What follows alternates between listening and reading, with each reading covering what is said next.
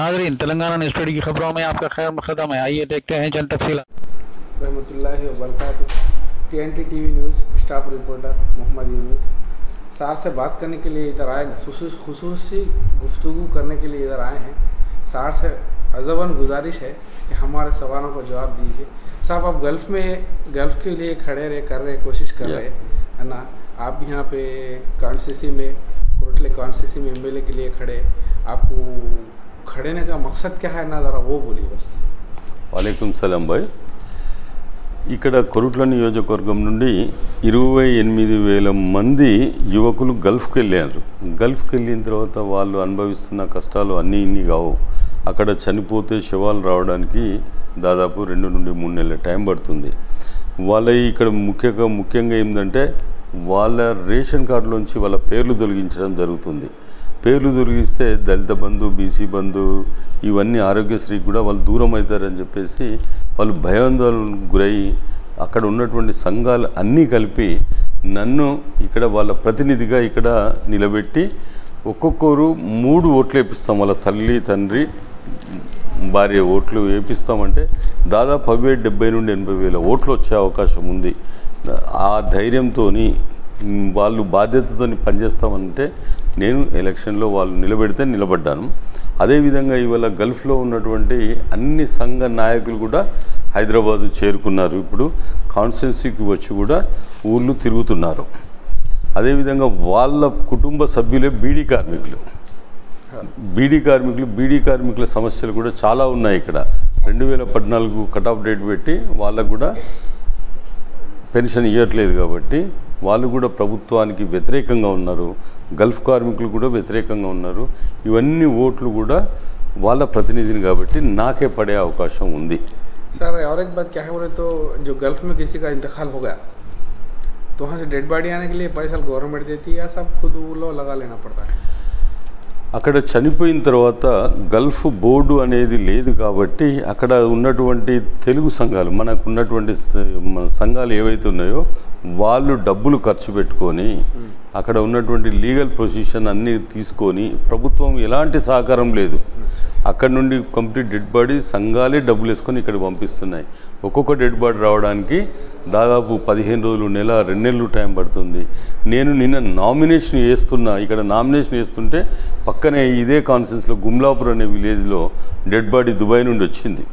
ఇంత దారుణమైనటువంటి పరిస్థితి. ప్రతి 2 నెలలకు 2 శవాలు వస్తున్నాయి. 2 శవాలు అంటే ఇద్దరు వాళ్ళకి ఏమనుకుంటున్నారు అధికార పార్టీ వాళ్ళు, పెన్షన్స్ ఇస్తున్నాం వాళ్ళకు కావాల్సింది వాళ్ళ భర్తలు హ్యాపీగా ఉండాలి కానీ పెన్షన్ కాదు కదండి. అది అందుకోసం అని చెప్పేసి వాళ్ళకి ఎలాంటి సహకారం లేదు.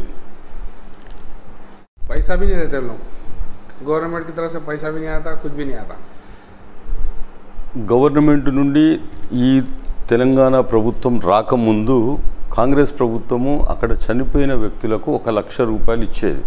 ఎప్పుడైతే తెలంగాణ ప్రభుత్వం వచ్చినాక 1,00,000 రూపాయలు కూడా ఇవ్వడం మానేసింది. 5 లక్షల రూపాయలు ఇస్తారని ఆశపడితే వాళ్ళే చెప్పారు, కేసీఆర్ గారు చెప్పారు 5 లక్షల రూపాయలు ఇస్తాం చనిపోతాయి అని చెప్పేసి. ఆ 5 లక్షల రూపాయలు ఇవ్వట్లేదు, ఉన్న 1,00,000 రూపాయలు బంద్ చేసిండ్రు.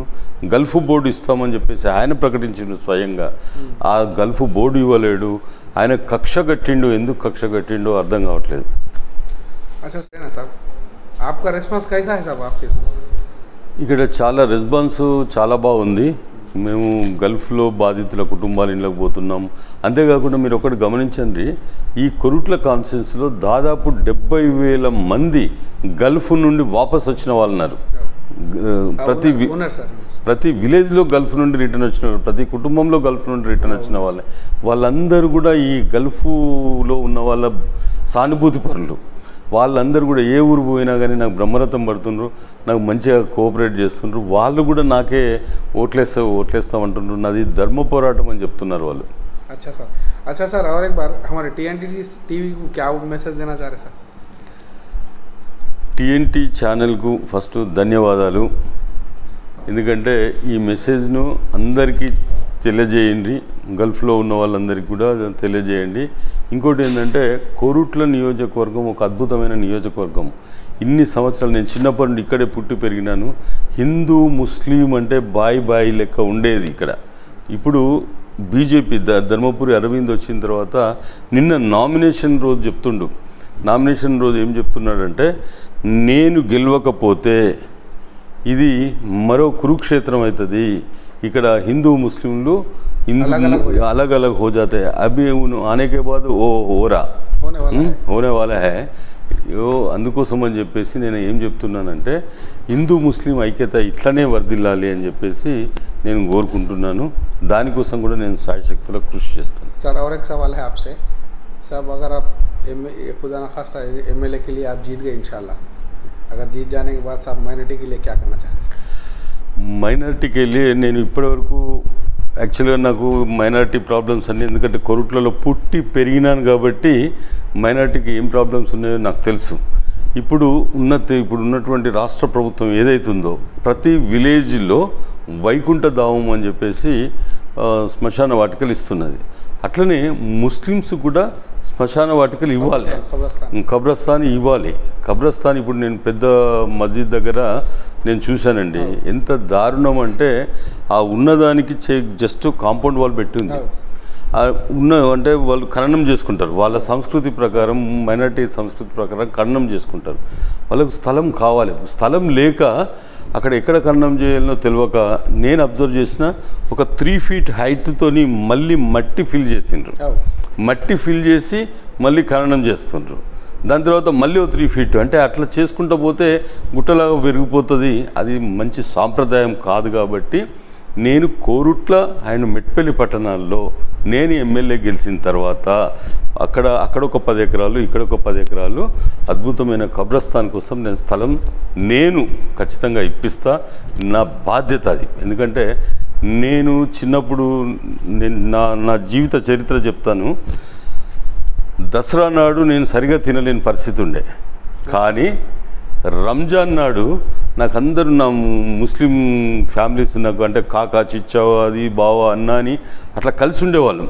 వాళ్ళు మీఠా తీసుకొచ్చి ఇచ్చేవాళ్ళు, నాకు షీర్ కుర్మా, అట్లనే షీర్ కుర్మా తీసుకొచ్చి ఇచ్చేవాళ్ళు. అదే బక్రీద్కు ఇంత మీట్ తీసుకొచ్చి ఇచ్చేది, మాంసం మనిషికి 100 grams 100 grams అట్లా 200-300 మంది ఫ్యామిలీస్ తీసుకొచ్చి ఇస్తే నాకు 15-20 కిలోలు అయిపోయేది. దసరా నాడు ½ కిలో కొనుక్కోవడానికి నాకు స్తోమత లేదు, కానీ బక్రీద్కు మాత్రం నాకు కావలసినంత మటన్ వచ్చేది. సో అట్లా అంత ఆనందంగా కలుస్తున్నాం మేము. ఆ సంప్రదాయాన్ని ఏదైతే ఉందో దాన్ని నేను కాపాడతా. కొరుట్లకు సపరేట్ సంస్కృతి ఉంది. ఇక్కడ ముస్లిం, హిందూ మేమంతా కాక, అన్న, బావ, చెల్లె ఇట్లా కలిసి ఉంటాం. మేము వరుసలు పెట్టి పిలుచుకుంటాం. అది దాన్ని కాపాడతా. రెండోది, ఈ 2 కబ్రస్థాన్లకు నేను డెఫినెట్గా నా శాయశక్తుల కృషి చేస్తా. ఎమ్మెల్యే అయితే 100% తీసుకొస్తా, అదొకటి. తర్వాత ముస్లిం యువత ఏదైతే ఉందో స్కిల్ డెవలప్మెంట్, వాళ్ళ కోసం ఒక స్కిల్ డెవలప్మెంట్ ఎక్కువ యువత ఎక్కువ ఉంది కాబట్టి స్కిల్ డెవలప్మెంట్ కోసం అని చెప్పేసి ఒక సెంటర్ కూడా సాధిస్తా. నాక్ సెంటర్ ఒకటి తీసుకొద్దామనేటువంటి ఆలోచన ఉన్నది. ఎందుకంటే గల్ఫ్ పోయేవాళ్ళు ఇలాంటి నైపుణ్యం లేకుండా పోయే కన్నా ఇక్కడ ప్లంబింగ్ కానీ ఎలక్ట్రికల్ పనులు నేర్చుకొని పోతే జీతం కూడా డబుల్ వస్తుంది అక్కడ. సో ఇక్కడ నాక్ సెంటర్ కూడా ఒకటి తీసుకొస్తాను. दीजिए नाज़रीन, मरियम फ़ातिमा को इजाज़त। मिलते हैं अगली खबर के साथ। तब तक के लिए हमारे चैनल को लाइक, शेयर और सब्सक्राइब करना ना भूलें। अल्लाह हाफिज़।